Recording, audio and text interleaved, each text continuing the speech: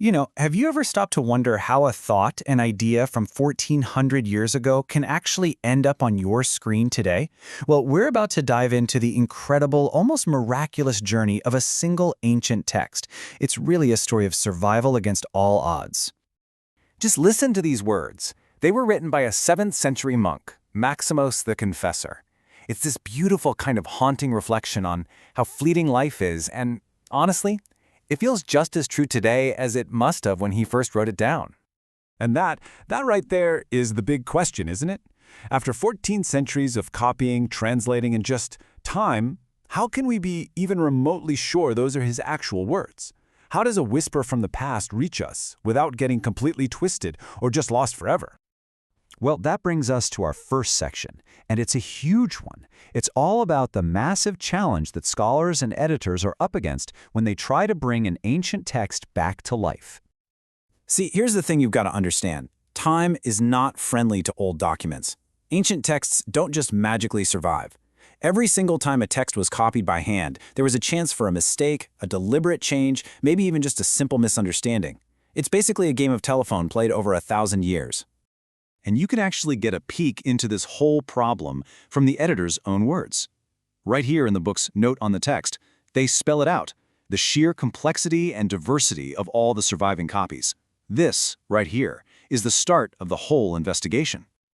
Okay, so to really get how we end up with the book in our hands, we've got to follow the text itself on its unbelievable journey across history. This timeline really puts it all into perspective, doesn't it? It all starts back in the 7th century with Maximus. 200 years later, it gets translated into Latin. But here's the wild part.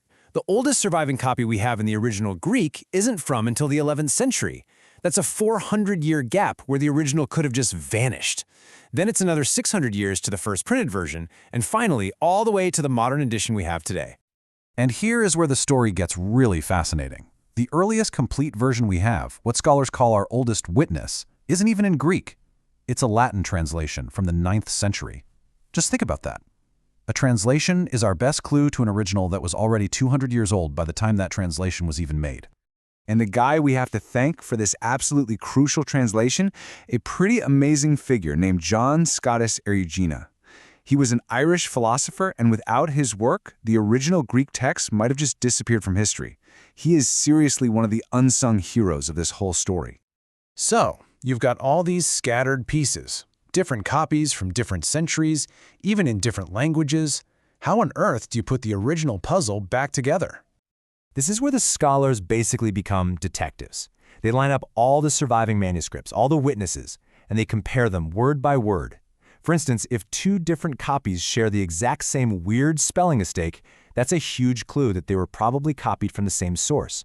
By tracking all these little relationships, they can build a kind of family tree for the text and slowly, painstakingly piece together what the original most likely said.